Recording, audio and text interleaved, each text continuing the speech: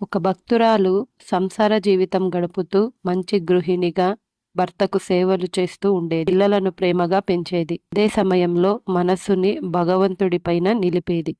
అకస్మాత్తుగా ఆమె భర్త చనిపోయాడు. భర్త శరీరాన్ని దహనం చేశాక ఆమె తన మట్టి గాజుల్ని పగలగొట్టి వాటికి బదులు ఒక జత బంగారు గాజులు ధరించింది.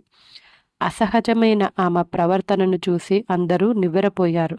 కానీ వారితో ఆమె ఈ విధంగా చెప్పింది: ఇంతవరకు నా భర్త శరీరం మట్టి గాజుల లాగా ఏ క్షణంలో అయినా పగిలిపోయే స్వభావం కలిగి ఉండేది. ఆ అశాశ్వతమైన భౌతిక శరీరం పోయింది. ఇప్పుడు ఆత్మరూపంలో ఉన్న ఆయన శరీరం ఎటువంటి మార్పులకు గురి కాదు, సంపూర్ణమైనదిగా మారిపోయింది. ఇప్పుడు దానికి నాశనం లేదు. అందుకే నేను పగిలిపోయే మట్టి గాజులను వదిలివేసి శాశ్వతంగా ఉండే బంగారు గాజులను వేసుకున్నాను.